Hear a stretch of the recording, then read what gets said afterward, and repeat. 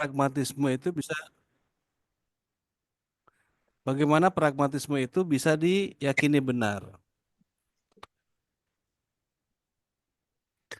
Kemudian, nah, masuklah kepada metode metode penelitian atau metode penelitian.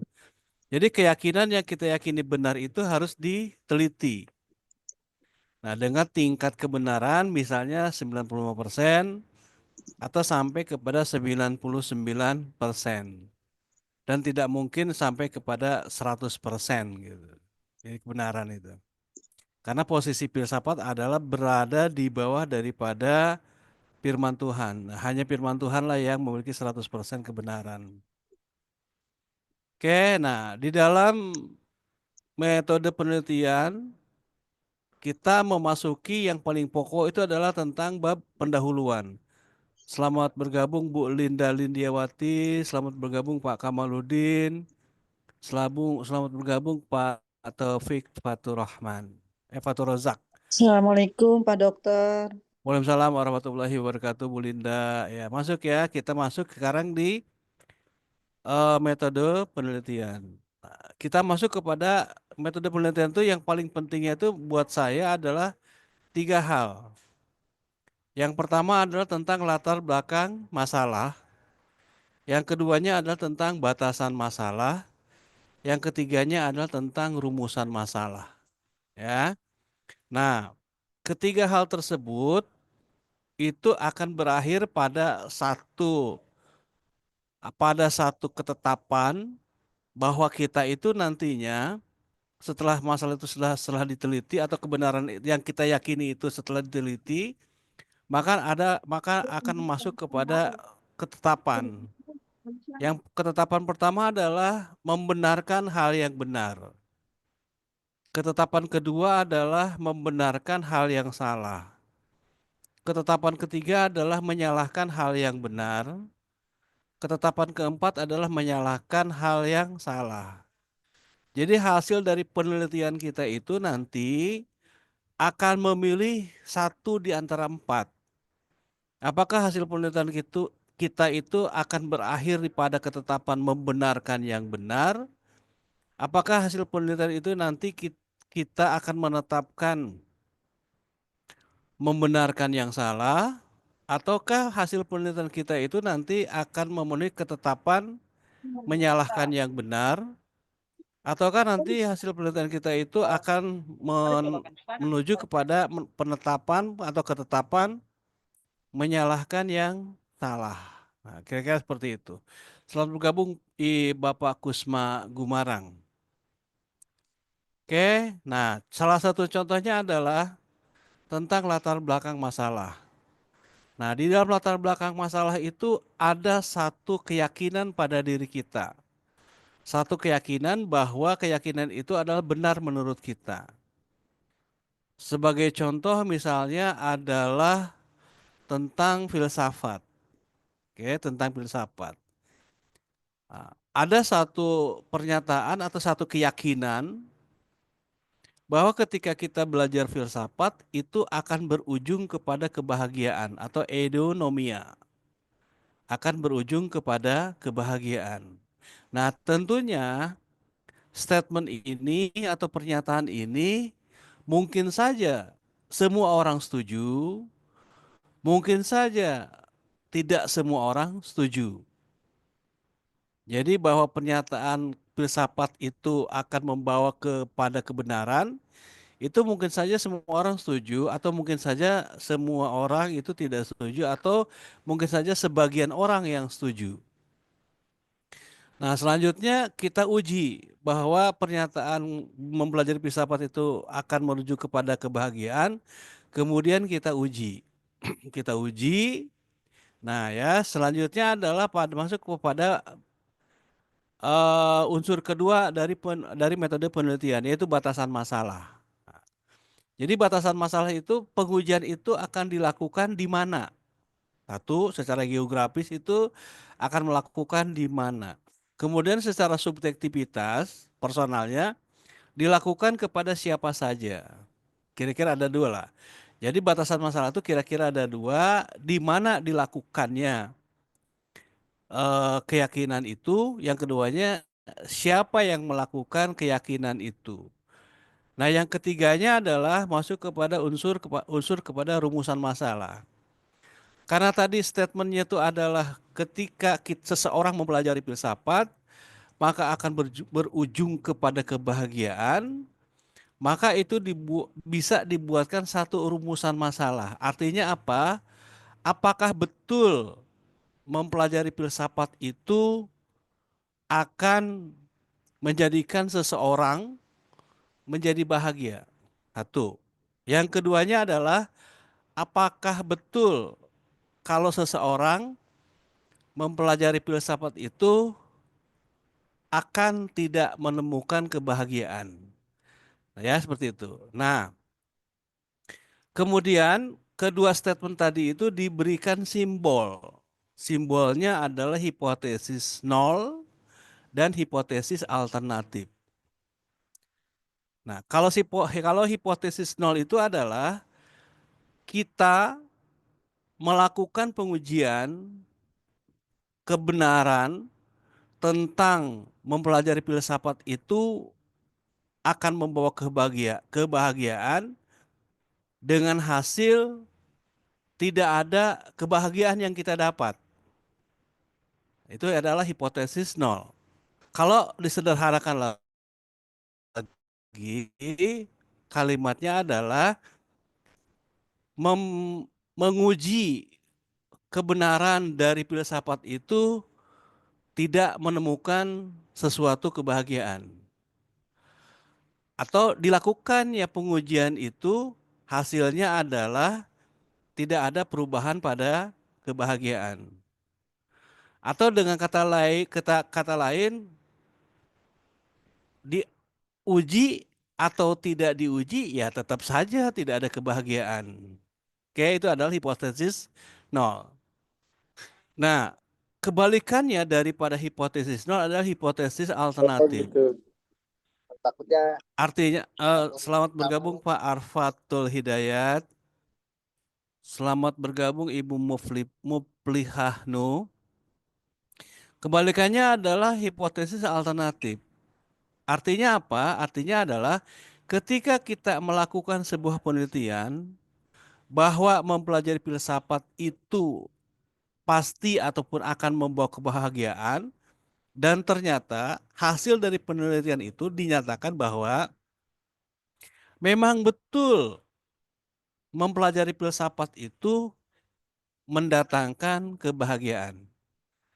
Jadi kalau hipotesis alternatif itu adalah sebuah keyakinan bahwa mempelajari filsafat itu memang betul menghasilkan sebuah kebahagiaan. Kalau hipotesis nol itu adalah sebuah keyakinan bahwa mempelajari filsafat itu memang betul tidak menghasilkan sebuah kebahagiaan. Oke, seperti itu. Saya ulangi sekali lagi bahwa kebahagiaan itu secara umum dilalui dengan 5 tahapan. Jadi tahapan pertama adalah kita menemukan kebenaran. Yang keduanya adalah kebenaran yang sudah kita temukan tadi, kemudian kita deklarasikan, kita informasikan kepada banyak orang. Kebenaran yang kita miliki itu kita deklarasikan atau kita informasikan kepada banyak orang. Nah, ketika dikomunikasikan kepada banyak orang, ketika dideklarasikan kepada banyak orang, mungkin saja ada orang lain yang memang tidak menyepakati kebenaran yang kita deklarasikan. filsafat. Nah, Dalam hal ini, orang kita harus adil dalam memahami kebenaran milik orang lain yang berbeda dengan kebenaran yang kita deklarasikan. Selanjutnya adalah ketika kita adil, artinya adalah kita percaya bahwa orang lain juga memiliki kebenaran, maka kita di situ melanjutkan kepada kita mesti bijaksana dalam menerima pendapat orang lain yang berbeda dengan kebenaran yang kita miliki. Itu kita bijaksana. Nah, selanjutnya ketika kita bijaksana, bijaksana dalam menilai kebenaran milik kita dan menilai kebenaran milik orang lain, itu ya. Oh iya benar. maka disitulah akan timbul sebuah kebahagiaan.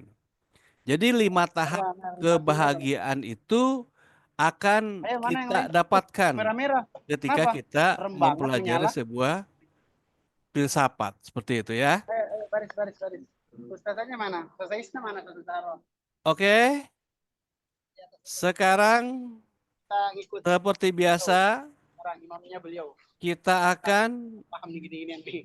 berdiskusi tentang mempelajari filsafat itu pasti memberikan kebahagiaan. Mau ada berapa? Mana ya? Oke, salah satu contoh adalah Tunggu ya. ketika kita meyakini Oh iya. bahwa pulpen yang kita miliki itu adalah sebuah alat untuk menulis. Nah, itu adalah sebuah kebenaran. Dan kita yakini betul bahwa ketika orang lain menyatakan, oh iya pendapat Bapak itu betul juga, ternyata pulpen itu adalah untuk menulis. Nah, kalimat pembetulan dari orang lain itu adalah sebuah kebahagiaan pada diri kita. Oke, sampai di sini silahkan kita buka atau kita bahas tentang kebenaran tadi. Pak Wawan Kurniawan, silahkan Pak. Iya Pak Dokter, Mangga, tadi sekedar sharing Pak Dokter ya, karena kan mangga. filsafat itu mencari kebenaran Pak Dokter ya. Ya. Ya, kalau tadi Pak Dokter tulis tuh tadi apa menguraikan hipotesis nol ya. Ya, Hipotesis nol artinya kebahagiaan dengan hasil tidak ada. kebahagiaan yang tidak dapat ya. Ya. Misalnya gini Pak Dokter, saya kan eh, pengurus pondok ini Pak Dokter. Misalnya ada salah satu santri banyak yang melanggar gitu. Setelah kita hipotesis, jadi kita apa namanya? Kita cari permasalahannya, batasan masalahnya, rurusan masalahnya. Kita diskusi sama para asatid, para guru. Ini santri ini harus dikeluarkan dengan beberapa macam pelanggaran gitu.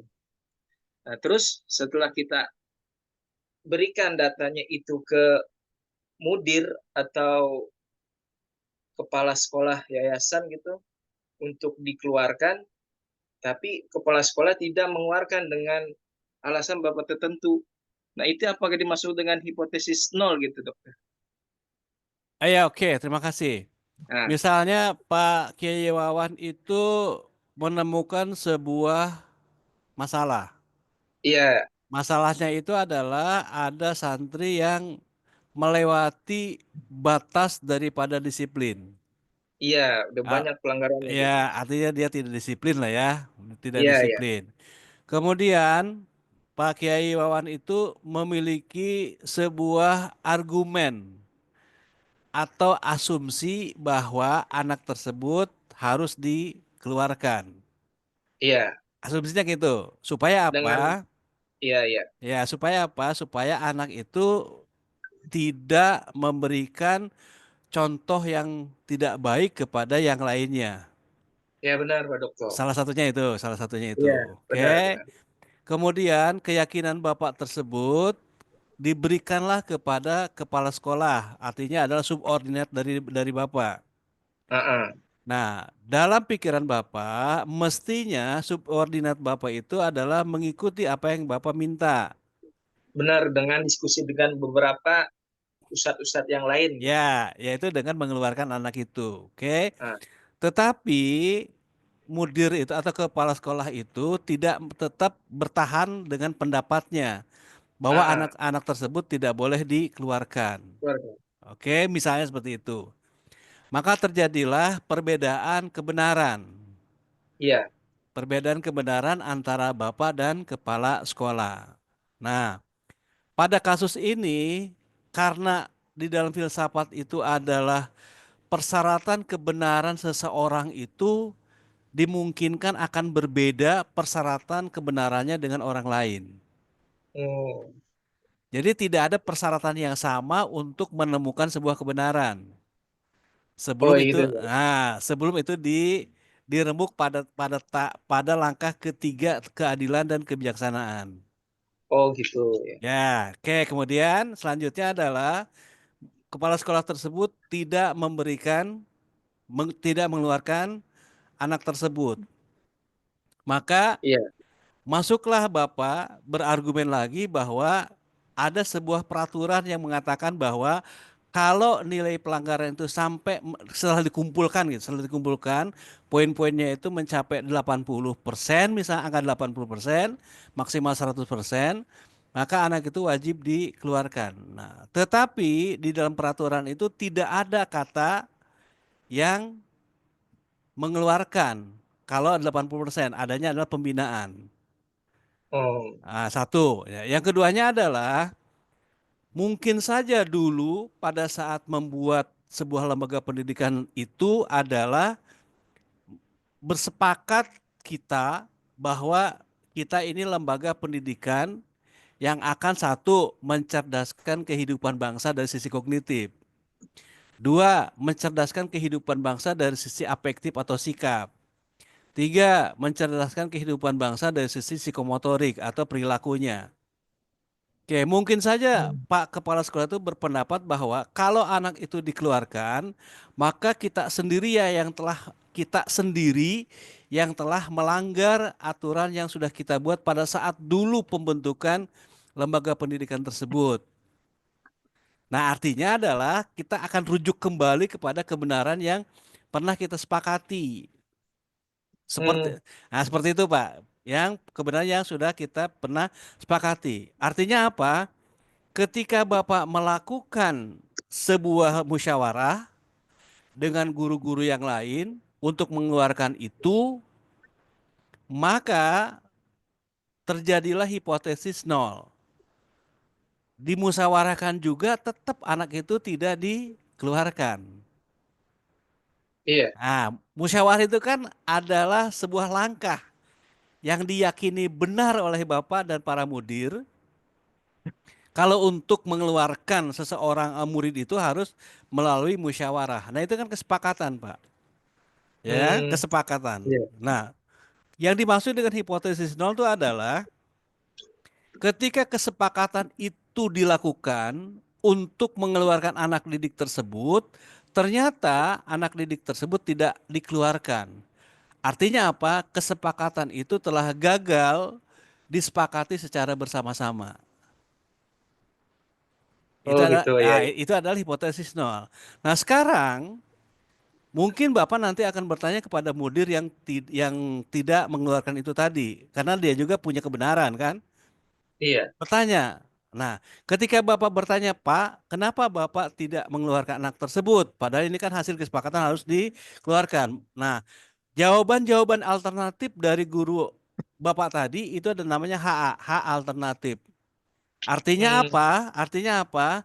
Guru tadi yang tidak mengeluarkan tadi itu dia telah menjawab hak nol. Iya. Oh gitu ya Pak ya. Nah, nanti gitu. Iya. Iya. Nah, ini adalah pada tahap mencari kebenaran Pak. Belum masuk kepada mendeklarasikan kebenaran. Belum Hmm. termasuk kepada keadilan dalam melihat kebenaran. Belum termasuk Iya. bijaksana dalam menentukan Kebenaran. kebenaran. Akhirnya ujungnya adalah ketika kita belum belum melakukan tahap 2, 3, 4, maka kebahagiaan itu tidak didapatkan. Saya meyakini, saya meyakini dari sisi yang jauh ini adalah ketika Pak Kiai Wawan itu masih melihat anak itu masih bersekolah di tempat Bapak, ada rasa tidak nyaman kepada anak itu. Saya meyakini itu sekarang yang terjadi pada diri Bapak. Iya. Apakah betul? Benar Pak Dokter, benar. Oke ya. Oke. Karena memang ya filsafat memang seperti itu, Pak. 99% pasti benar filsafat itu. Iya, Lebih kurang iya, seperti itu, Pak. iya, Arti daripada hak nol dan hak alternatif. iya Pak Dokter. Tapi Oke. data lebih valid lagi, penetrasi lebih dalam lagi Pak Dokter ya untuk mencari kebenaran itu ya. Iya, jadi Ya, artinya adalah maka nah, untuk melakukan sebuah kebenaran ulang itu adalah kita melakukan penelitian. iya, Nah, penelitian itu satu latar belakang masalah, dua batasan masalah, tiga rumusan masalah. iya Pak Dokter. Oke, iya. Ya, terima Mudah kasih Pak Dokter. mudah-mudahan dapat bahagia dan kebahagiaan. Amin. Dan mudah-mudahan lembaga pendidikan Bapak juga diberkati oleh Allah Subhanahu wa taala. Amin. Ya, ya, Oke, terima kasih Pak Wan. Barangkali Pak Kiai Wan masih ada yang ditambahkan? cukup Pak Dokter, cukup. Mungkin Cukup, yang terima lain. kasih. Oke, yang lain. Sekarang saya maju kepada Ibu Linda Lindiawati. Mangga Bu Linda. Iya, Pak Dokter.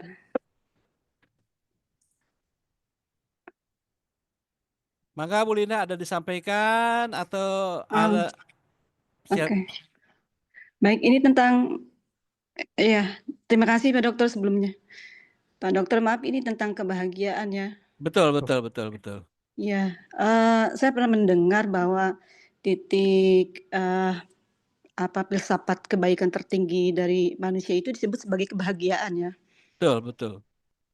Nah, namun kadangkala gini, kadangkala yang dirasa kebahagiaan itu adalah seperti mohon maaf ya, seperti materi, contohnya punya rumah bagus gitu ya, Iya, atau anak yang soleh gitu, atau meraih gelar sarjana gitu ya, atau yang lainnya gitu. Nah, sedangkan kebahagiaan itu kan sebenarnya kebahagiaan itu adalah emosi kan ya Pak ya, emosi yang menghasilkan hormon endorfin gitu ya. Hormon endorfin itu hormon yang mengeluarkan titik bahagia. Seperti itu ya Pak? betul, betul ya. Mohon Terus? mohon disanggah kalau salah.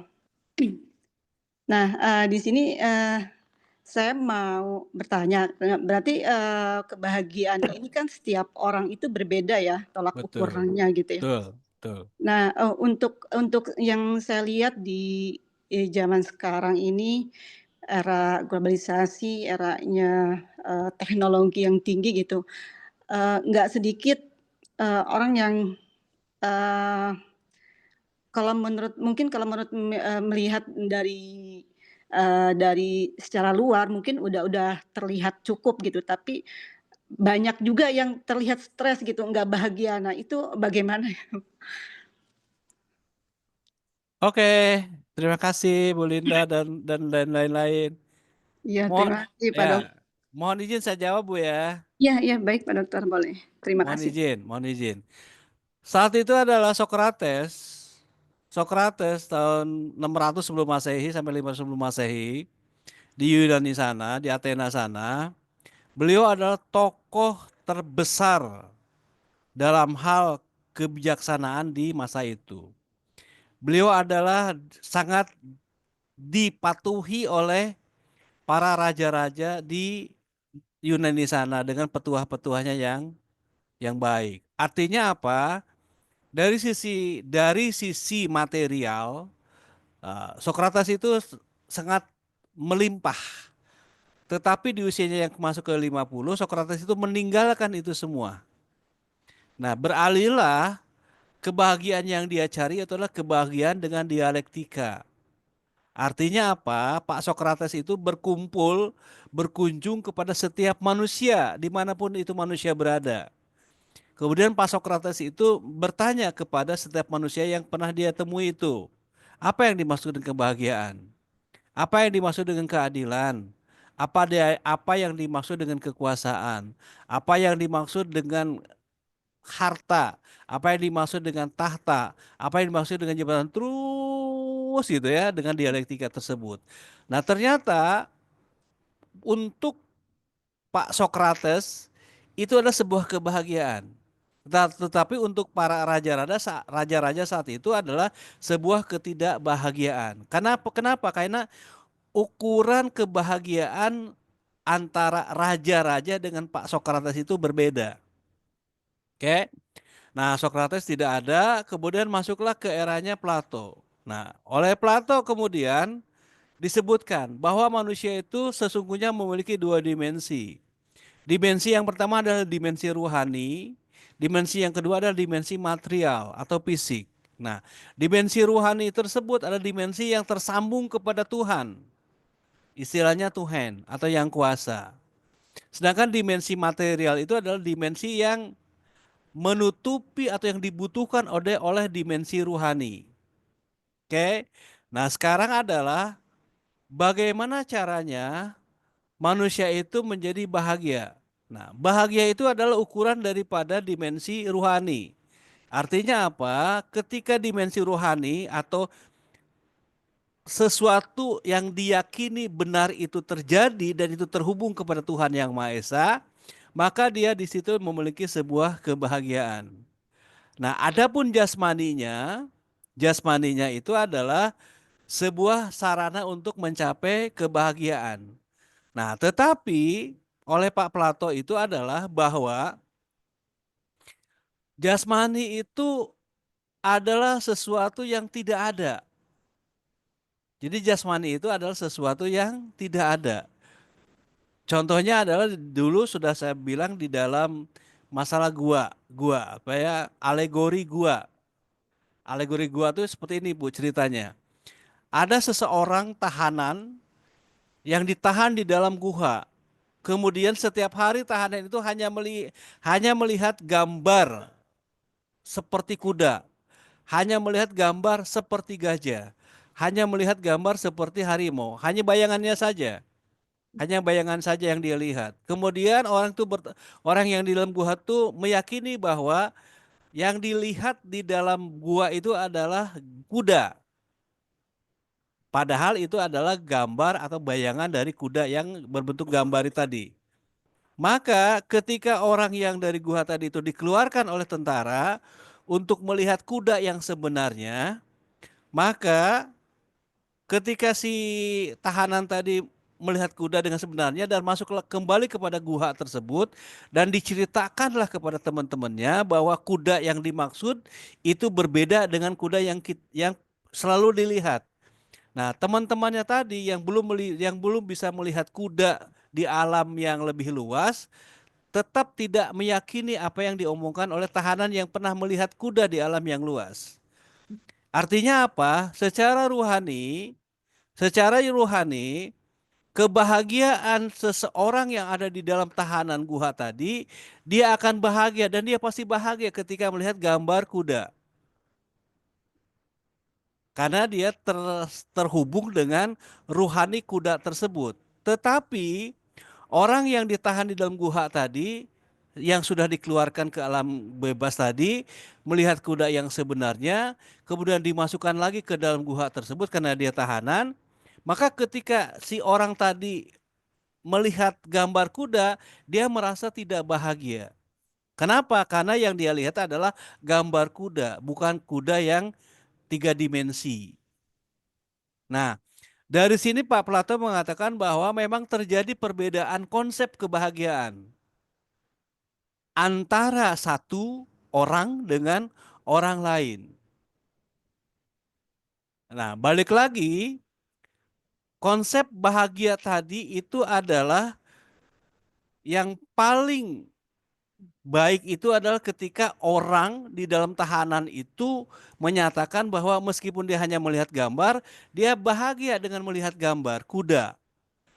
Tetapi ketika orang sudah mulai melihat gambar kuda yang 3 dimensi, kemudian dia sudah meninggalkan kebahagiaan yang sudah dia anut selama dia dalam masuk tahanan sebelum dia melihat kuda yang 3 dimensi. Berarti di sini ada perubahan kebahagiaan. Nah, mestinya itu tidak terjadi pada orang yang sudah pernah melihat kuda yang 3 dimensi tadi. Dia mestinya bahagia ketika dia masuk dalam guha, ketika dia masuk melihat gambar kuda, dia mestinya bahagia karena penglihatan kebahagiaan itu adalah kebutuhan daripada ruhani yang terhubung kepada Tuhannya. Kayak seperti itu. Jadi konsep kebahagiaan itulah yang akan membedakan seseorang dengan orang lain. Nah, sekarang pertanyaannya adalah mana yang semu? Bahagia melihat gambar kuda, apakah itu perbuatan yang kebahagiaan yang semu, ataukah melihat kuda yang tiga dimensi itulah kebahagiaan yang semu? Oke, mangga kita diskusikan sekarang, Bu Linda. Iya. Apakah melihat kuda yang gambar kuda itulah kebahagiaan yang semu, atau melihat kuda yang tiga dimensi itulah kebahagiaan yang semu? Mangga silakan, Bu. Saya lagi mencerna ya Pak ya. Ya. Karena ini dalam banget ya Pak ya. Masya Allah. Jadi memang harus diserapnya udah pakai ini lagi gitu. Pakai sesuatu yang memang hidup ya. Ya. Tadi kan ada orang yang masuk gua, dia Ya. yang satu dia melihat kuda itu ya, dia melihat bayangan itu yang kuda itu ya. Ya. Terus yang satu lagi dia melihat bayangan 3 dimensi gitu Iya, ya. betul, Ya. betul. Pertanyaannya bagaimana cara pandang gitu mungkin ya? Betul, betul. Cara pandang dari 2 sisi barusan seperti itu ya. Betul. Mungkin kalau misalkan pertanyaan ini kan bisa beda-beda ya, Pak ya. Bisa Betul. beda-beda gitu. Kalau yang saya lihat mungkin yang saya lihat yang satu kuda itu yang kelihatan yang semu itu yang melihat satu kuda itu gitu. Ya, itu adalah yang bahagia semu atau yang bahagia tidak semu tuh yang melihat gambar kuda itu. Itu kalau ini mohon maaf kalau saya salah ya Pak ya. Mangga, mangga, Saya mangga. melihatnya mungkin itu yang kurang yang semu mungkin ya Pak ya, kebagian yang semu yang melihat satu kuda itu. Kuda yang gambar kuda atau kuda Gambar yang gambar kuda yang satu ya. Tadi kan ada 2 ya Pak ya, ya gambar kuda satu, yang satu lagi dengan gambar kuda 3 dimensi gitu ya? bukan gambar kuda, Bu, kuda aslinya. Kuda aslinya. Ah, Oh yang mohon maaf. Yang satu bayangannya ya? Iya, yang satu hanya bayangan saja, gambar saja gitu. Yang satu lagi yang asli. Asik. Nah, karena orang-orang yang di dalam tahanan tadi itu oleh penjaga tahanan itu dikeluarkan ke kebun. Nah, di kebun itu kan ada kuda tuh. Dikasih tahu kata para penjaga kebun itu, "Mas, itu kuda loh." Gitu kan? Iya. Nah, Iya. kemudian setelah melihat kuda tersebut, orang yang sudah melihat kuda tersebut dimasukkan lagi ke dalam tahanan dalam gua lagi. Berarti yang semu itu yang kuda bayangan, Pak. Oke, mangga. Yang kuda bayangan. Bayangan. Kalau yang kuda yang asli, yang tiga dimensi tadi, yang ada di kebun itu, yang hehehe gitu, itu kebahagiaan yang tidak semu.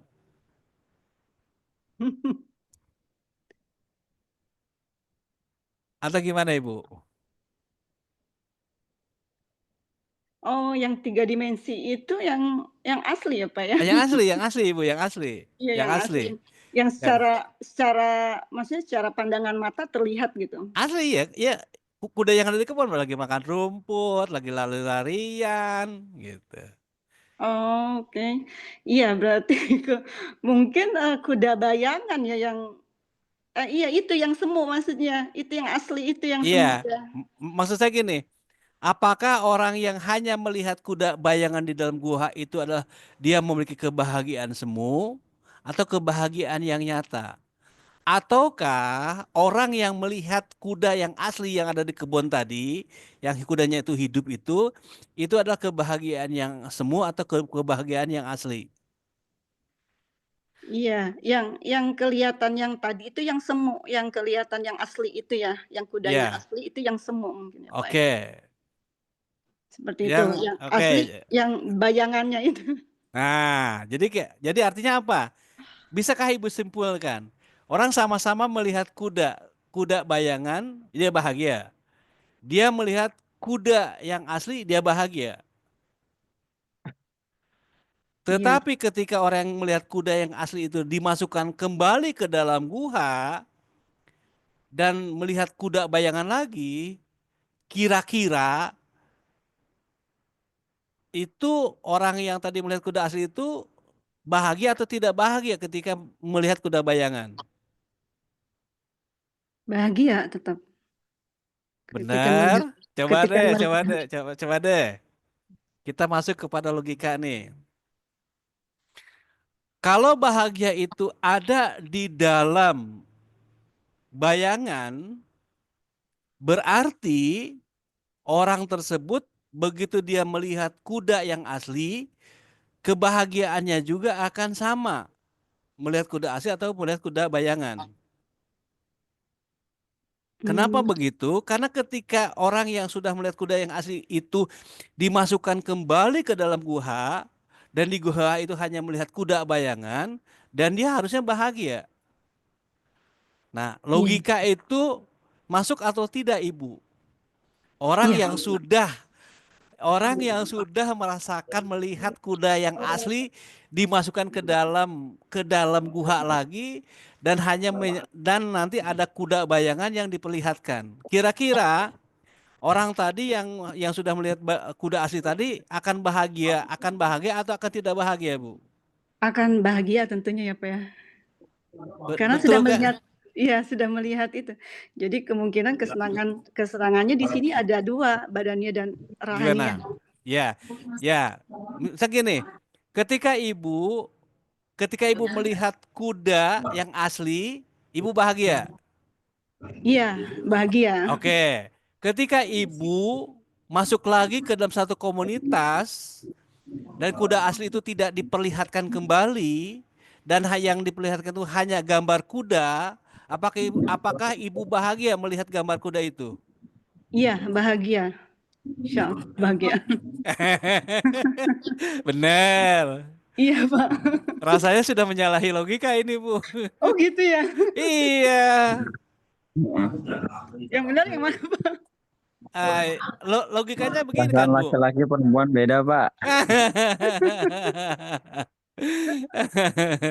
Kan logikanya tidak seperti itu, Ibu. Logikanya gitu. Logikanya ketika seseorang terpuruk dalam ekonomi, kemudian dia bangkit dalam ekonomi, maka dia merasa bahagia. Logikanya tuh.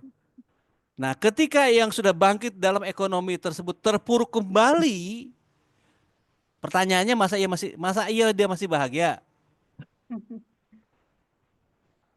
Iya, kalau dicontohkan dengan ekonomi ya seperti itu, mungkin tidak Ah, bahagia kalau contohnya. oke.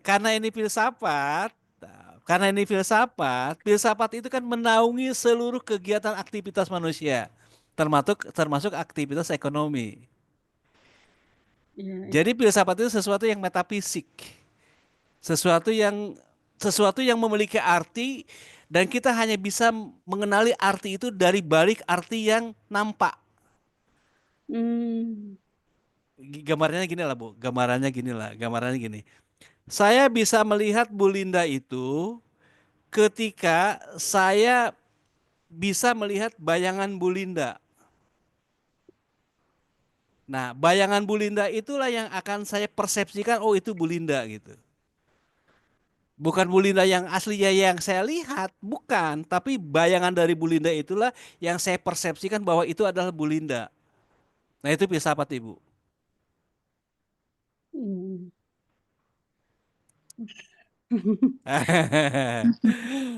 Oke ya, oke. Iya, terima kasih Pak Dokter, mudah-mudahan saya dipahamkan lagi ya. Amin, amin, Soalnya amin, amin, amin, amin ya Allah, amin.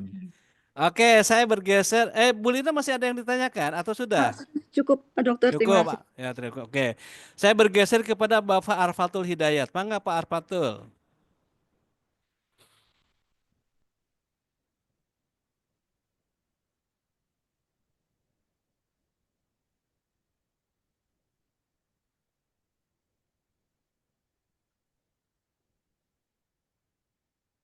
Oke, saya bergeser lagi kepada Bapak Ahmad Fahru.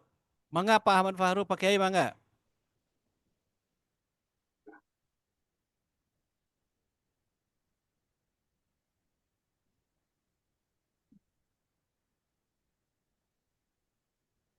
Oke, saya bergeser lagi kepada Assalamualaikum Bapak warahmatullahi wabarakatuh. oh mangga mangga. Waalaikumsalam warahmatullahi wabarakatuh. Mangga Pak, mangga mangga. Kalau dari saya tidak ada pertanyaan Pak, insya Allah Amin. lanjut. Mm-mm. Lanjut ya. Oke, terima kasih. Terima kasih Pak. Ini Pak Arpatul ya? Pak Fahru? Saya Fakhru Pak, Pak jadi Fahru insya Allah ya. paham, jadi lanjut Lanjut. insya Oke, Allah. terima kasih Pak Kiai Fahru. Terima kasih. Saya bergeser kepada Bapak M. Taufik Faturozak. Mangga silakan Pak M. Taufik. Pak Taufik mangga. Saya nyimak aja Pak Dokter. Nyimak saja. Ya, insya Allah sambil dengar pertanyaan. Amin. Oke. Terima Boleh Pak kasih. Dokter. Siap, siap, siap, siap, siap. Pak Dokter boleh ya. Oke, mangga, mangga, mangga, mangga, mangga. Nah, dengan Pak Kusma. Ya, mangga, mangga. Iya nih, jadi seru dengerin dengerin apa pemaparan Pak Dokter nih tentang kesenangan semu dan nyata gitu ya. Iya. Logika berpikir seperti itu yang harus benar-benar guru kuasai. Melihat seorang siswa itu kadang tadi benar Pak Dokter ya, kesenangannya semu gitu. Jadi ketika kita lihat dia senang, tapi ketika kita mau ajak belajar, kok nggak senang gitu. Iya. Ketika kita ajak belajar pengetahuan dan keterampilan yang seharusnya ya dia kuasai, dia senangi, tapi kok semangat dan motivasinya nggak ada dibandingkan kalau kita lihat dia sendiri asik dengan gadgetnya ya, dengan obrolannya, yang sebenarnya itu adalah kesenangan semu gitu, yang nanti akan merusak mental, merusak motivasi dan tentunya akan merusak tubuh juga dengan kondisi dia lama duduk, mengganggu fisik matanya, lama-lama kelamaan dia bisa rabun dan lain sebagainya. Nah ini mungkin ada strategi dari Pak Dokter ya tadi, bagaimana mengajak tahanan itu dari kesenangan semu keluar menjadi kesenangan yang nyata, tapi pas dibalik lagi dia jadi nggak senang gitu ya, karena memang kesenangan semuanya itu memang semu gitu, salah gitu. Yang harusnya kesenangan yang dia lihat itu di luar, benar-benar kuda tuh seperti itu loh, real kehidupan tuh seperti itu loh gitu ya. Nah mungkin dari Pak Dokter bisa lebih detail ya menjelaskan kepada kami, khususnya ke saya nih sebagai guru ya, untuk mensiasati strategi-strategi bagaimana meyakinkan ya kesenangan semu yang sedang dialami siswa ini bisa kita keluarkan kepada kesenangan yang nyata yang nanti akan bisa berguna untuk mereka meraih kesuksesan di masa yang akan datangnya. Seperti itu Pak Dokter. Atur nuhun. Oke, terima kasih. Betul. Saya Waalaikumsalam warahmatullahi wabarakatuh. Mohon izin Pak Kusma Gumarang ya, mohon izin. Mohon izin saya Mohon akan Pak. memberikan sedikit penjelasan lah. 600 tahun lalu atau 700 tahun yang lalu sebelum Masehi, sebelum Nabi Isa lahir, itu muncul satu filsuf yang besar namanya Thales. Nah, Thales itu berkeliling kota di Athena sana, kemudian menemukan bahwa sumber awal dari manusia itu adalah air. Jadi oleh Thales dikatakan bahwa manusia itu unsurnya adalah unsur air, ada unsur airnya. Ada unsur air. Jadi enda itu di dalamnya itu ada unsur air. Memang betul. Darah itu unsur air. Apalagi ya kotoran juga unsur air. Oke, satu seperti itu. Nah, dari filsafat Thales tadi, kemudian di abad ke-13-an setelah Masehi itu, kemudian muncullah ilmu-ilmu tentang psikologi. Ada yang dimaksud dengan aliran aliran pendidikan atau aliran filsafat pendidikan yang namanya adalah naturalisme. naturalisme. Ada aliran pendidikan yang namanya behaviorisme. Nanti Ibu bisa Pak Kusma bisa searching lagi aliran pendidikan itu tadi. Ada naturalisme, ada behaviorisme, ada positivisme. Ada juga konstruksivisme. Mungkin ini masih berlaku dan saya yakin ini masih berlaku. Hanya saja kemasannya yang harus dibedakan. Yang pertama saya bahas tentang aliran filsafat pendidikan naturalisme. Naturalisme itu artinya adalah bahwa ndai itu pada dasarnya baik. Ndai itu pada dasarnya baik. Kalau ndai berkumpul dengan orang baik, maka ndai menjadi baik. Kalau Anda berkumpul dengan orang yang tidak baik, maka Anda menjadi akan tidak baik. Oke, naturalisme. Nah, kaitannya dengan gadget, Pak Kusma itu memandang bahwa gadget itu sekumpulan yang baik atau sekumpulan yang tidak baik. Nah, itu harus dipastikan dulu nih kebenaran itu dulu nih.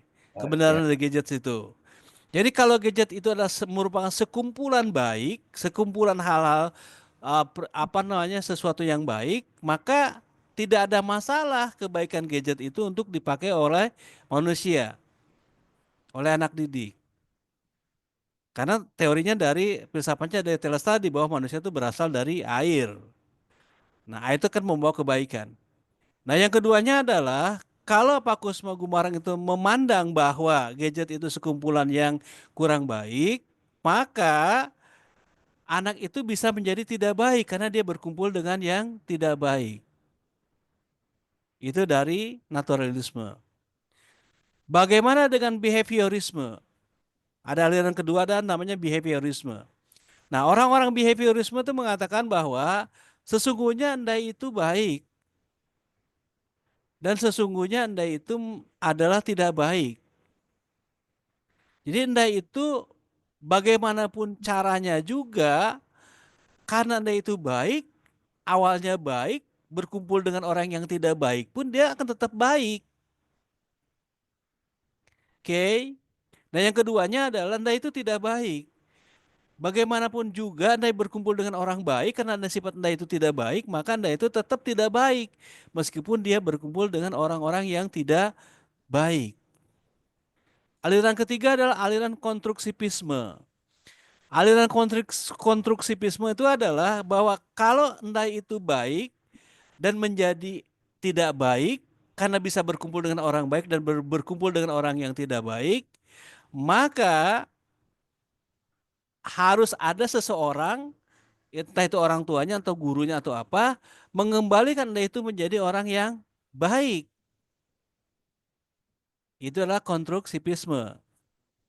Nah, dari tiga filsafat tadi, naturalisme, behaviorisme, dan konstruksivisme,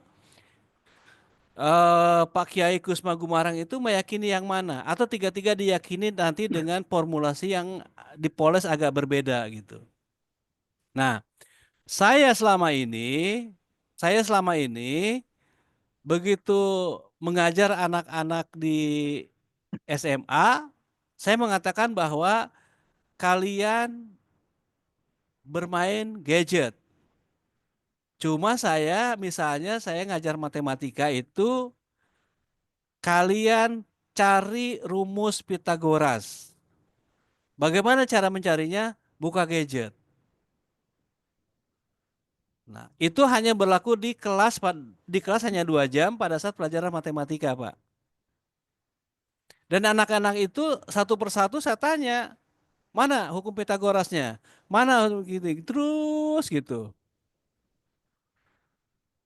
Jadi kalau murid saya ada 30, maka konsep pengajaran saya adalah saya bagi kepada 10 kelompok. Jadi ada 3 kelompok. Satu nyari Pitagoras, rumusan pengertian Pitagoras, satu lagi nyari rumus Pitagoras.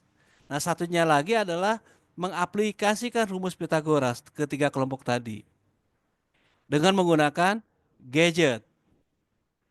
Minimal itu Pak Kusma Gumarang yang bisa saya lakukan kepada anak-anak didik saya. Jadi mereka selama pembelajaran menggunakan gadget itu adalah mereka menggunakan gadget itu untuk mencari apa yang saya perintahkan. Pengertian Pitagoras untuk kelompok 1, rumus Pitagoras untuk kelompok 2, penggunaan rumus Pitagoras dalam kehidupan untuk kelompok 3. Begitupun nanti dengan yang lain-lain, mata pelajaran yang lain, Pak. Nah, berarti kalau begitu saya ini adalah penganut dari konstruksivisme. Anak itu pada dasarnya baik. Nah, tetapi ketika anak itu berkumpul dengan orang tidak baik dan menjadi tidak baik, atau berkumpul dengan orang baik menjadi baik, atau berkumpul dengan orang baik tetap tidak baik, berkumpul dengan orang tidak baik tetap menjadi baik, gitu kan, konstruktivisme itu. Nah, saya berkeinginan anak itu memiliki standar kebaikan. Nah, standar kebaikan itu, standar kebaikan yang saya maksud adalah standar kebaikan dia mampu memahami matematika rumus Pitagoras. Maka saya bagi seperti itu kelompoknya. Ini hanya tips saja, Pak, bukan teori, Pak, hanya tips saja. Baik, Pak Dokter, Pak terima kasih Kusma, banyak. mungkin yang bisa saya jawab seperti itu. Iya, jadi lebih kepada mengarahkan kesenangannya dikolaborasikan dengan materi-materi yang akan kita sampaikan ya Pak Dokter ya. Iya, betul, Eh, betul. Oke. Bahkan Makasih saya, banyak Pak Pak, Dokter. ya, bahkan saya di rumah itu, karena di rumah saya juga masih ada anak saya yang SMA kelas 2 dan ada yang masih kuliah. Saya bertanya kepada anak yang SMA itu, kepada yang apa yang sudah kuliah itu, yang sedang kuliah itu. Ini namanya apa sih yang grup band dari Korea itu, yang Indomie itu kan, Indomie, atau iklan kolagena ya, Pak, iklan kolagena. Saya belajar, Pak, belajar untuk mengetahui apa yang terjadi pada anak-anak usia remaja di SMA tadi, Pak. Saya belajar juga bagaimana anak-anak menggunakan fashion sepatu zaman sekarang, Pak. Berbeda dengan fashion sepatu dengan zaman saya dulu, Pak. Berbeda. Agak sekarang sepatu anak kalau sekarang kan ada talinya di depan itu yang kerawal kriwil gitu. Saya mempelajari itu, Pak. Kemudian yang keduanya adalah saya juga mempelajari bahasa Korea, Pak. Istilah-istilah yang hanya ada di lagu saja gitu, Pak. Nah, itu saya bawa ke kelas, Pak. Itu saya bawa ke kelas. Bahkan ada nyanyian-nyanyian Korea yang memang saya harus hafalkan untuk saya bawa ke kelas. Nah, ketika saya bawa ke kelas, kemudian anak-anak saya suruh buka. Sekarang buka apa namanya, grup band dari Korea. Nah, mereka itu kan bajunya, celananya gitu kan nggak sesuai dengan budaya kita. Ya kan, Pak? Saya tunjukin, ini budaya yang salah kalau dipandang oleh budaya kita, orang Indonesia. Ini yang salah. Karena ini adalah terbuka aurat. Terbuka aurat. Nah, aurat itu nanti saya jelaskan juga dengan perintah Allah, perintah fikihnya gitu. Bahwa sholat itu harus menutup aurat dan seterusnya. Jadi digabungkan pengetahuan yang saya miliki itu, Pak. Sekuat tenaga saya gabungkan. Untuk apa? Untuk anak itu supaya mampu menilai, menetapkan bahwa ini penyanyi yang terbuka auratnya itu adalah perbuatan yang salah. Lebih kurang seperti itu, Pak Kusma, punten. Baik Bapak, makasih banyak nih, banyak pengalaman yang Bapak bisa sampaikan. Ya mungkin nanti bisa saya implementasikan di kelas saya Pak. Nuhun, Amin, Pak. amin, amin. Hatur nuhun, hatur nuhun. Kita sekuat tenaga, Pak. Kita sekuat tenaga memberikan apa namanya, ketetapan kebenaran kepada anak didik kita. Sekuat tenaga, Pak. Terima kasih Pak Kusma Gumarang. Kita lanjut kepada Saya mangga, apabila mangga, mangga, mangga, paham Pak Dokter. mangga, mangga, mangga. Ya, jadi kesenangan semu itu kesenangan yang ya yang sementara gitu, yang sifatnya itu tidak apa ya, tidak selamanya gitu. Maksudnya kepuasan yang dia dapat cuma sementara aja gitu. Misalnya kan, misalnya kaya gitu, dia mabuk-mabukan gitu, terus main perempuan gitu, terus ya berfoya-foya gitu. Jadi dia cuma mendapatkannya sementara aja gitu. Setelah itu hilang gitu. Dan nanti ke belakangnya itu adanya penyesalan gitu. Sedangkan kesenangan nyata itu misalnya kesenangan yang ya mereka dapat itu akan bertahan lama gitu. Misalnya contohnya belajar gitu. Belajar kan capek gitu. Tapi dia akan mendapatkan pencapaian gitu. Atau misalnya sedekah gitu, menikah gitu. Ya memang itu kebahagiaan yang sesungguhnya gitu. Dan jadi intinya itu kesenangan semu itu yang sementara dan instan gitu kadang. Sedangkan yang kesenangan yang nyata itu kepuasan yang mendalam dan bertahan lama gitu. Makanya ada di pepatah Arab kalau nggak salah katanya itu inna masyaqqatat ta'ah tadhhab.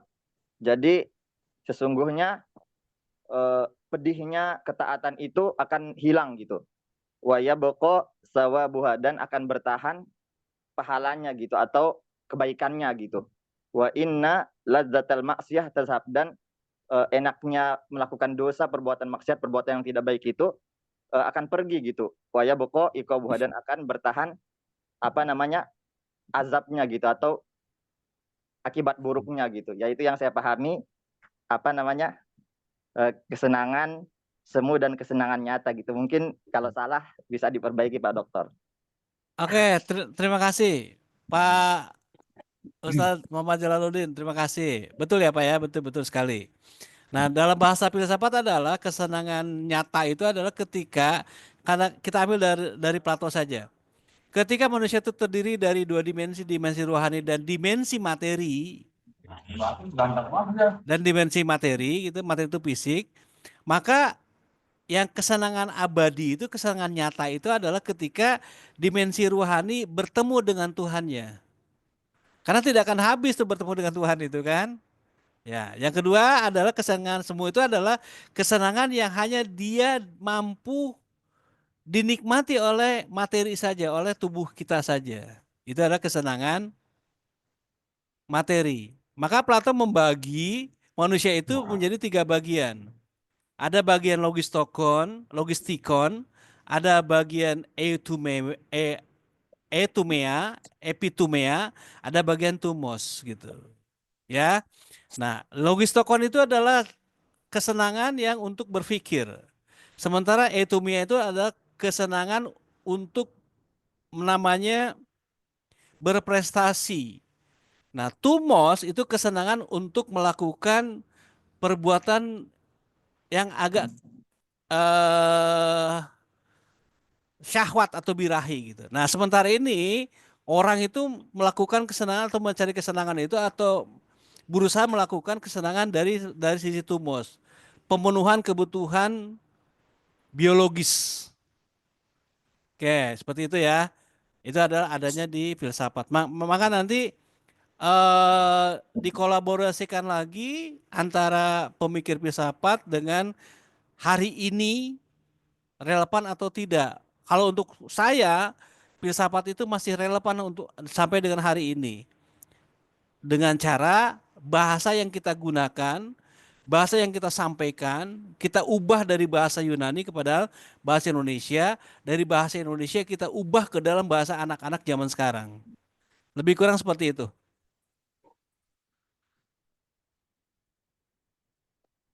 Oke, kita lanjut kepada Pak Ustadz Ahmad Fahrul Rehma. Mangga silakan Pak Ustadz Ahmad Fahrul Rehma. Hatur nuhun Pak. Assalamualaikum warahmatullahi wabarakatuh.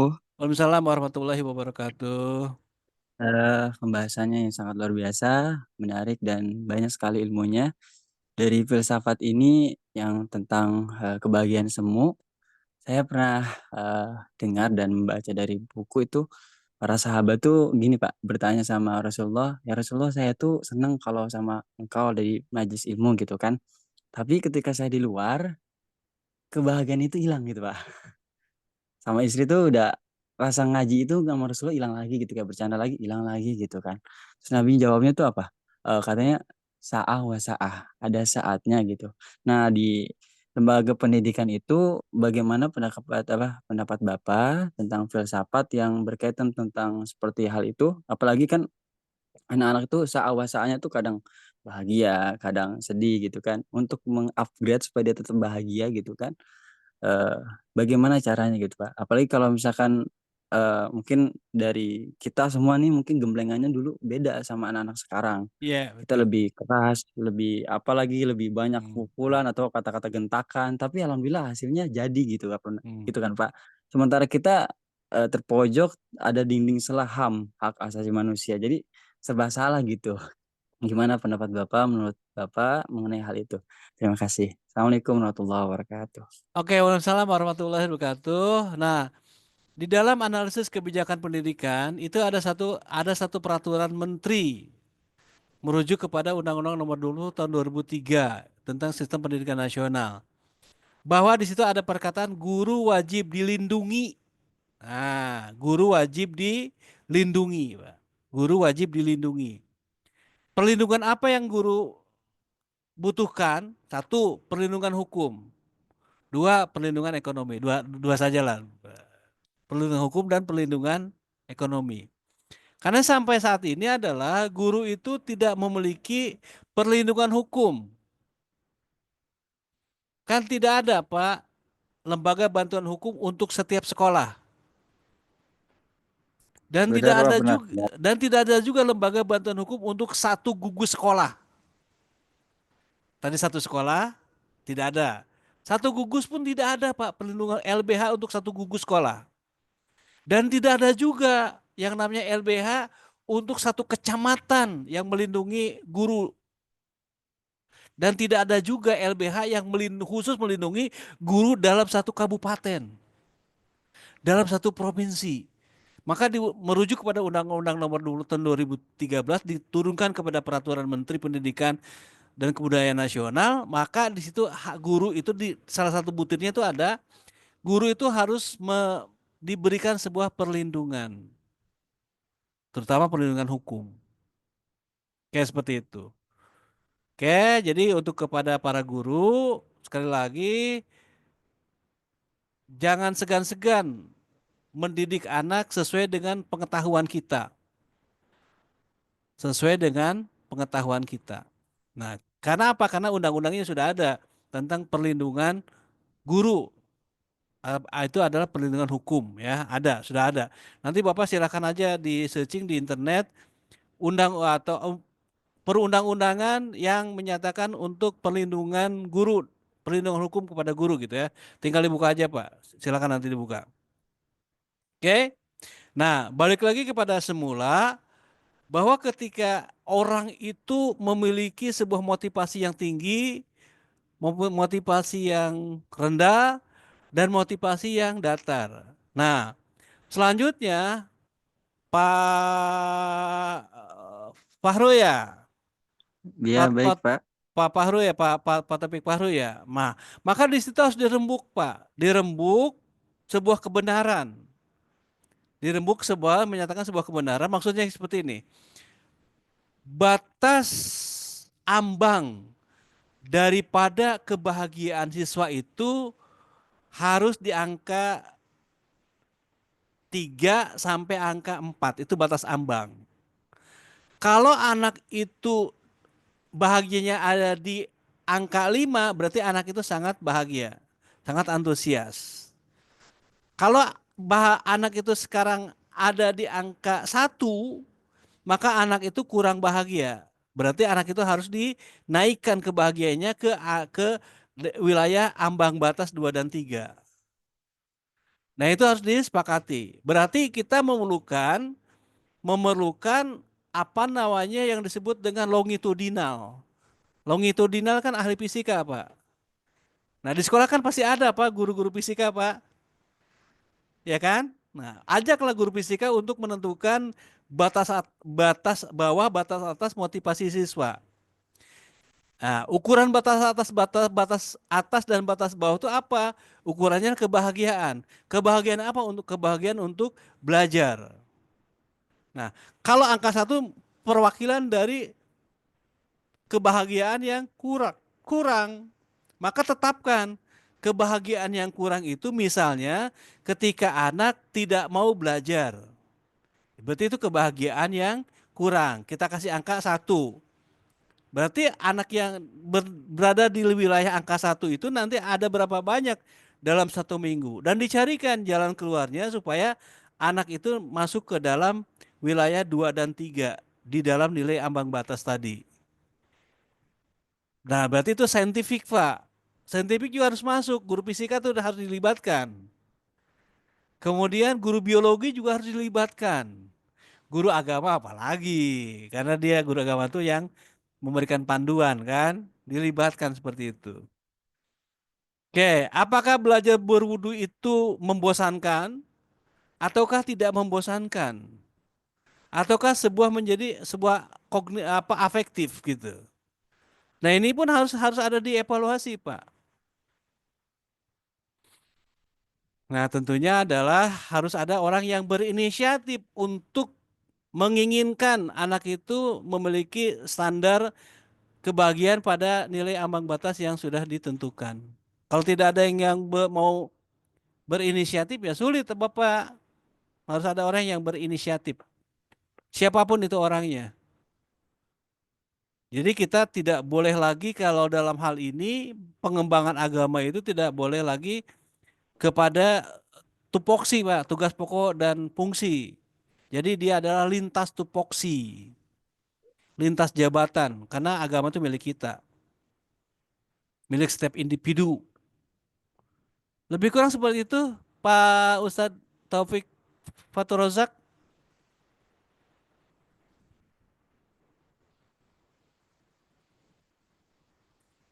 Oke, Ya, terima kasih Pak. Alhamdulillah mengerti. oke, Terima kasih Pak. oke, mangga, mangga, mangga. Kita masuk kepada, kita bergeser lagi kepada Bapak Hairul Anwar. Pak Hairul, mangga.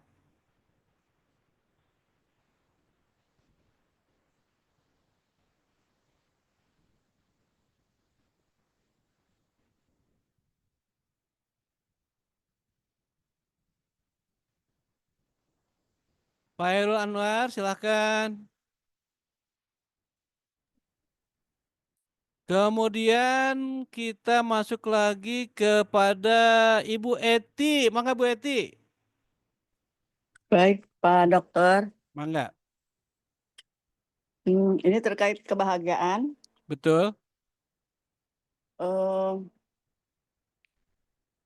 saya lagi bahagia Amin. Alhamdulillah. melihat kondisi yang terjadi di Amerika. Ya. Nah, itu adalah bencana besar buat mereka. Ya. Tapi ternyata banyak orang yang bersyukur dan banyak orang yang bahagia. Ya. Nah, satu sisi buat mereka ini adalah bagian yang menjadi kesusahan dan kesulitan gitu. Ya. Dari kalau dikaji dari filsafat, apakah kebahagiaan saya ini benar begitu?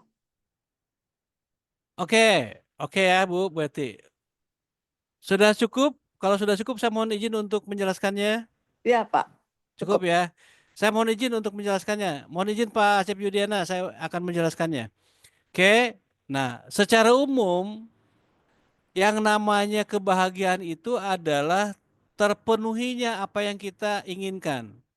Secara umum. Terpenuhinya apa yang kita inginkan. Karena di dalam manusia itu memiliki jiwa. Nah, jiwa atau psycho, di dalam psycho itu ada unsur, antara unsur daya. Ada daya berpikir, daya perasaan, daya keingintahuan, daya imajinasi, dan daya berhayal. Di dalam jiwa kita itu ada psycho. Jadi di dalam jiwa Bu Eti itu pasti ada daya berpikir, daya berhayal, daya berimajinasi, daya perasaan. Begitu juga di dalam diri saya. Ada daya berpikir, daya berperasaan, daya imajinasi, dan seterusnya. Begitu juga di dalam dirinya Pak Acep. Ada daya berpikir, daya imajinasi, daya perasaan, dan seterusnya. Nah, ketika orang lain terkena digigit ular, maka kita bahagia itu adalah bagi filsafat itu tidak ada masalah, Bu. Karena bahagia itu adalah terpenuhinya kebutuhan yang memenuhi harapan dari daya-daya tadi. Teman kita tergigit ular, kita tertawa terbahak-bahak. Teman kita kesakitan, kita tertawa terbahak-bahak. Dari sisi filsafat itu tidak ada bedanya tertawa dengan bersedih. Dan itu bisa saja terjadi menimpa pada diri saya. Dan itu juga bisa menimpa pada diri orang lain. Tetapi karena manusia itu, karena Bu Eti atau karena Anda itu memiliki daya berimajinasi, maka imajinasi kita yang dititipkan oleh Tuhan kepada kita itu kemudian kita gunakan. Nah, kita gunakan. Seandainya ular itu menggigit tangan saya dan saya sakit, kemudian orang di sekitar saya mentertawakan saya karena bahagia melihat saya digigit ular, apakah itu kebahagiaan yang harus saya tanggung? Oke, nah karena di dalam filsafat itu ada yang disebut dengan paradoks, Bu. Paradok dua titik yang dikembangkan oleh Zeno. Jadi ada paradok dua titik. Kalau satu titik itu adalah bahagia, maka titik lain itu adalah tidak bahagia.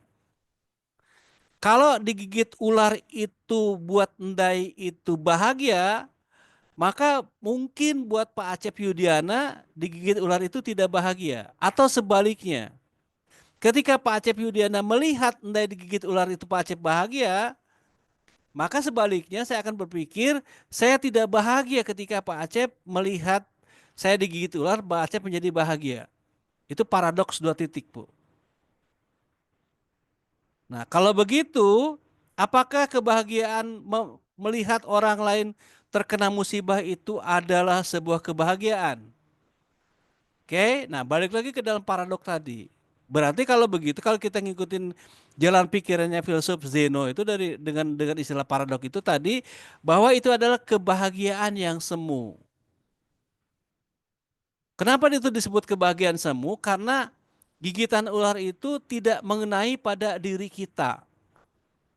Sehingga kita merasa bahagia ketika orang lain digigit ular. Sama ketika orang dalam tahanan guha tadi, ketika dia keluar melihat ke kebun dan dinyatakan itu ada kuda yang nyata yang sedang makan rumput dan lain-lain, ketika itu dimasukkan kembali ke dalam gua tadi, maka orang-orang yang di dalam guha itu dia lebih bahagia dengan melihat kuda yang hanya gambar lewat saja. Nah, tetapi orang yang sudah dikeluarkan tadi, dia tidak bahagia lagi melihat hanya gambar saja yang diperlihatkan kepada diri. Karena dia sudah melihat kuda yang sesungguhnya yang ada di luar sana. Yang bisa dipaca indera dengan 3 dimensi. Artinya apa? Ketika saya hanya mampu disuguhi kebahagiaan orang yang digigit ular itu bahagia, maka selamanya saya akan bahagia. Tetapi ketika saya sudah diajak untuk digigit ular dan rasanya sakit dan saya melihat orang lain itu bahagia melihat saya sakit, di situ akan terjadi perubahan kebahagiaan. Jadi melihat orang yang bahagia ketika melihat orang sakit itu kita menjadi tidak bahagia. Nah, mengapa orang itu tidak memberikan pertolongan misalnya?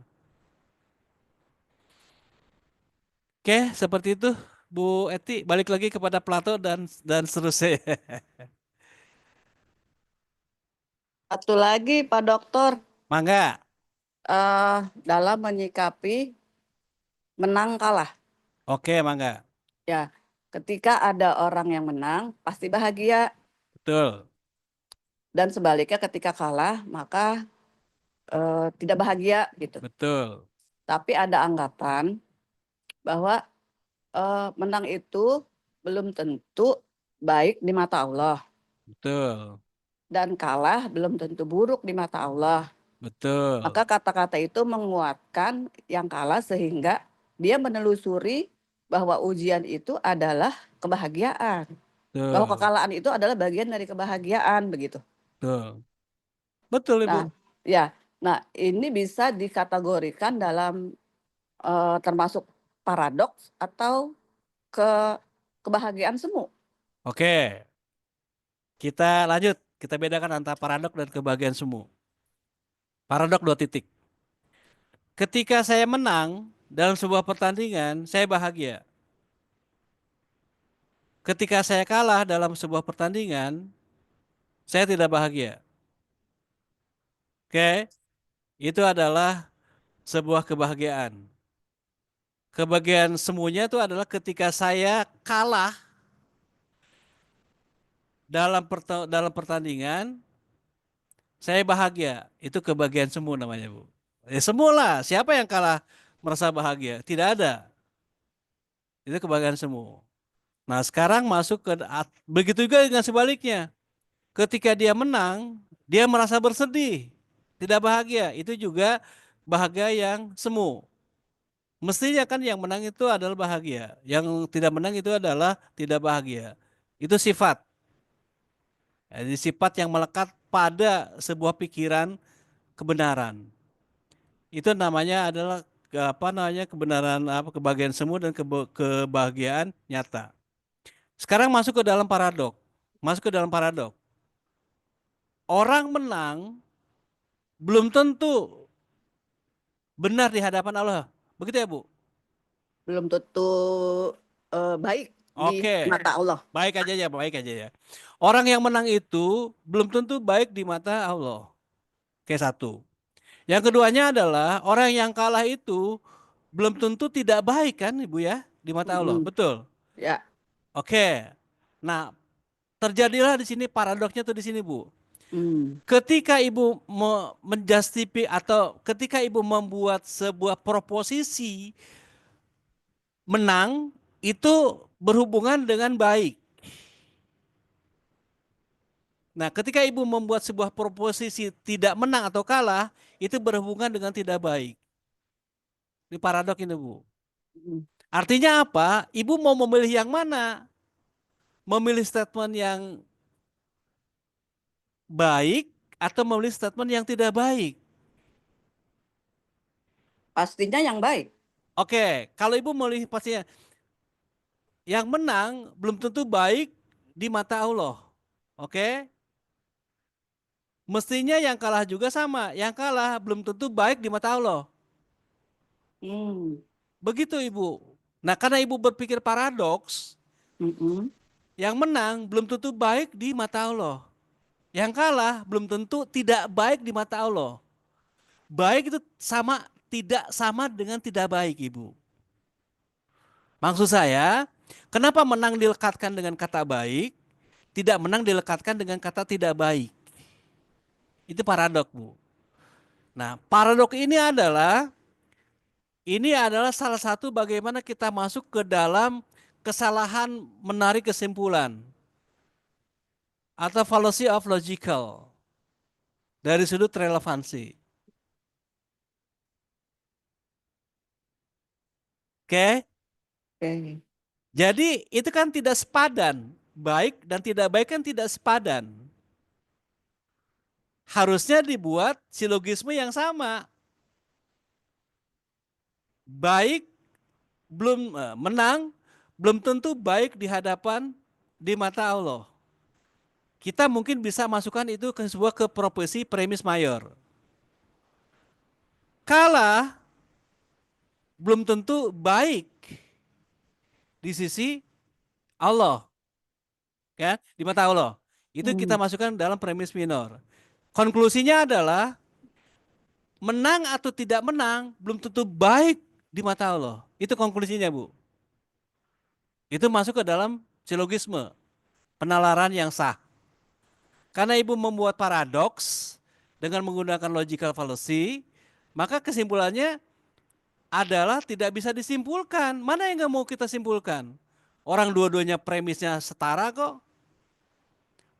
Menang belum tentu baik di mata Allah. Itu satu premis mayor. Itu mau dijadikan premis mayor boleh, mau dijadikan premis minor boleh. Di bawahnya adalah, yang kedua, proporsi yang keduanya adalah kalah belum tentu tidak baik menurut Allah. Dan itu juga sama. Mau dijadikan premis mayor boleh, dijadikan premis minor boleh. Konklusinya ya tidak ada, karena mereka setara. Itulah logical fallacy. Gagal berpikir, gagal bernalar.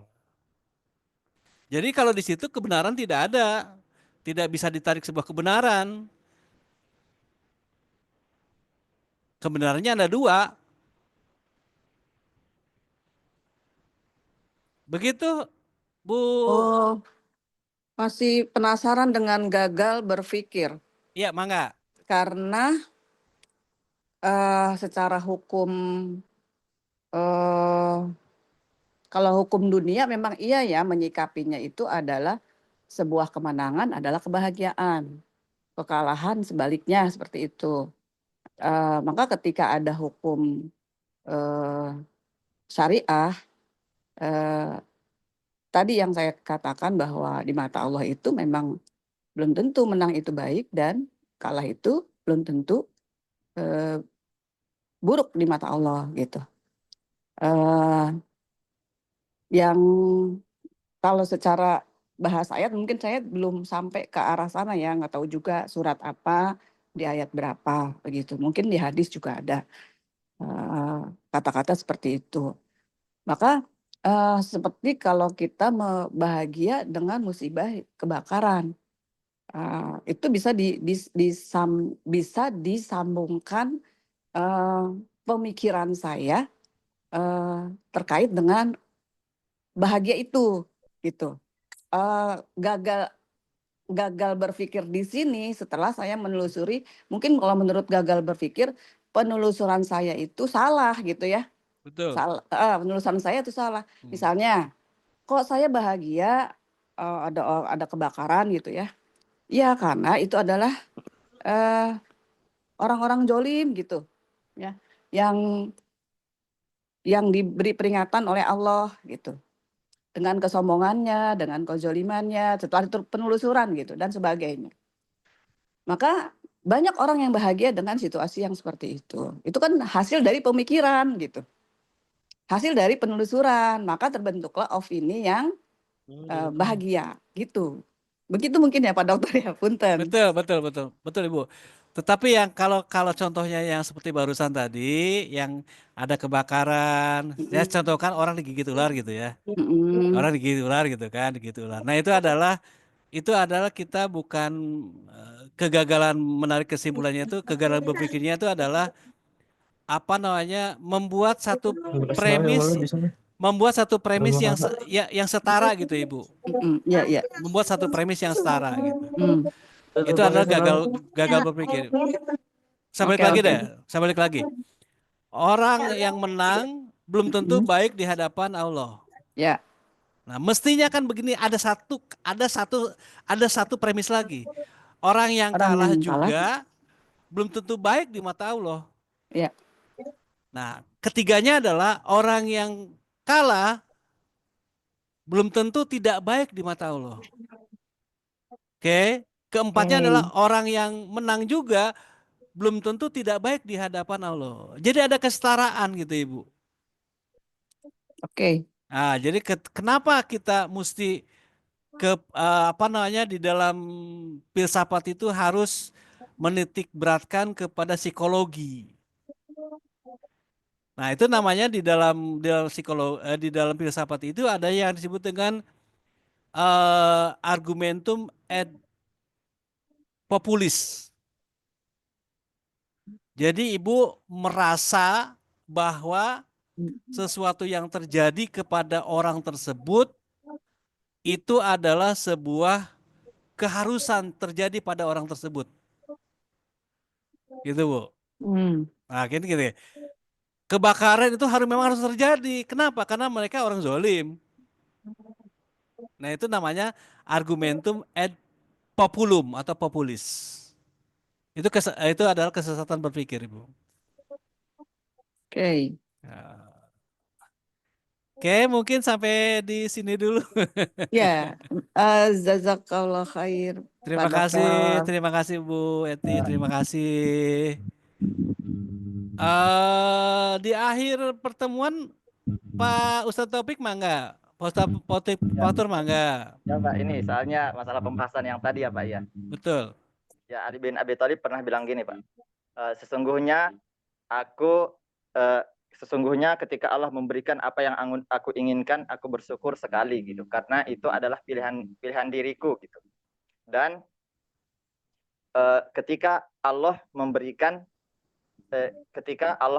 apa yang aku tidak inginkan, maka aku bersyukur 10 kali gitu, karena itu adalah pilihan Allah gitu, bukan pilihan diriku gitu. Jadi Ali bin Abi Thalib lebih bersyukur ketika Allah memberikan apa yang dia tidak inginkan gitu, karena itu pilihan Allah gitu. Makanya ada pepatah Arab katanya itu, lau alimal abdu maqasidal aqdar la baka min su'i dzanhi billah. Seandainya seorang hamba itu tahu apa yang telah ya maksud yang ditetapkan baginya itu, maka dia akan menangis gitu dari dari berburuk sangka kepada Allah gitu.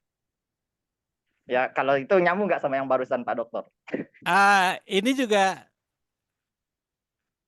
saya mohon maaf banget, bukan mengurangi rasa hormat, tapi kita mesti gali dari pernyataan Sayyidina Ali tersebut. Kita menggali pernyataan. Bukan pernyataan itu salah Pak, tapi kita harus gali pernyataan itu. Itu namanya adalah dalam filsafat itu disebut dengan, kalau hanya sepintas saja tidak kita gali pernyataan itu, maka kita dapat menyembuhkan itu ada sebuah kesesatan berpikir, namanya argumentum ad misericordiam. Jadi artinya saya menginginkan sebuah keinginan kepada sesuatu yang memang bisa memberikan pemenuhan keinginan itu. Kita gali sekarang. Proposisi pertama. Saya bersyukur, kata Sayyidina Ali karamallahu wajhah, saya bersyukur ketika Allah mengabulkan keinginan saya dan saya bahagia karena Allah menginginkan keinginan saya. Satu. Yang keduanya adalah saya bersyukur ketika Allah tidak mengabulkan keinginan saya. Karena ketidakterkabulan itu adalah pemenuhan dari keinginan Allah. Oke, di mana letak kesalahan berpikirnya? Ya, ini bukan berarti Sayyidina Ali salah berpikir ya Pak. Bukan ini. Tapi kita harus gali pernyataan yang terkandung. Makanya tadi saya bilang, saya bisa melihat, karena ini filsafat, saya bisa melihat Bu Linda itu bukan wujud Bu Lindanya, tapi saya bisa melihat Bu Linda itu dari bayangan Bu Linda gitu. Oke ya Pak, dapat dipahami dulu nih. Oke, yang pertama adalah tentang bahagia ketika Allah mengabulkan keinginan saya. Berarti Allah mengabulkan keinginan saya. Permasalahannya adalah apakah keinginan itu adalah keinginan Allah atau keinginan diri sendiri? Tentunya buat saya adalah itu juga keinginan Allah yang selaras dengan keinginan diri sendiri. Ketika Allah tidak mengabulkan keinginan saya, berarti kalau begitu Allah memang berkuasa untuk tidak mengabulkan keinginan saya. Artinya apa? Keinginan saya itu tidak selaras dengan keinginan Allah. Karena ini adalah argumentum ad misericordiam, maka keinginan tersebut hanya bergantung kepada Allah. Dikabulkan bergantung kepada Allah dan tidak bergantung juga dan tidak dikabulkan juga bergantung kepada Allah gitu. Ujungnya adalah dikabulkan itu bahagia dan tidak dikabulkan juga adalah bahagia. Kenapa tidak dikabulkan lebih bahagia daripada dikabulkan? Karena itu ada sebuah keyakinan, sebuah asumsi bahwa keinginan saya itu bisa saja terjadi ada kesalahan. Maka ketika keinginan saya tidak dikabulkan, maka saya akan bahagia 10 kali. Artinya saya tidak akan mendapat kesalahan dari yang saya inginkan. Punten begitu Pak Kiai Taufik. Terima kasih banyak Pak Dokter. Oke, mangga.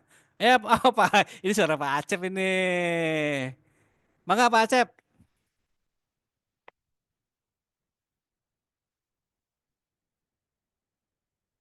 Mangga silakan yang lainnya. Pak Acep barusan sudah bersuara nih.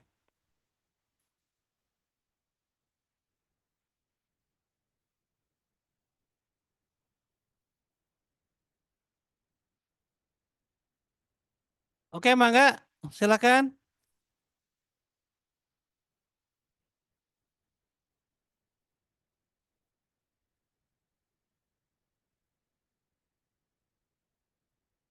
Oke, kalau tidak ada, kita tutup pertemuan Sabtu ini. Insya Allah bertemu lagi di 2 Sabtu ke depan.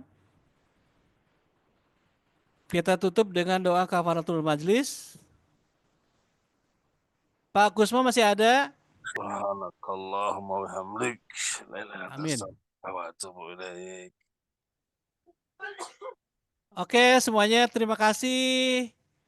Tadi doanya sudah ditutup oleh Pak Kusma. Pak Kusma terima kasih. Pak Kamaludin terima kasih. Pak Fadli Hisbullah terima kasih. Pak Muhammad Jalaluddin terima kasih. Ibu Soleha terima kasih. Ibu Siti Koniatun terima kasih. Pak Dokter ilmunya. Oke, Pak Kamiluddin terima kasih. Pak Heru terima kasih. Pak Abdullah terima kasih. Oke. Sama Pak Dokter. Ya, terima kasih semuanya. Assalamualaikum warahmatullahi wabarakatuh. Waalaikumsalam warahmatullahi wabarakatuh. Dokter, Ya. ada silpinya.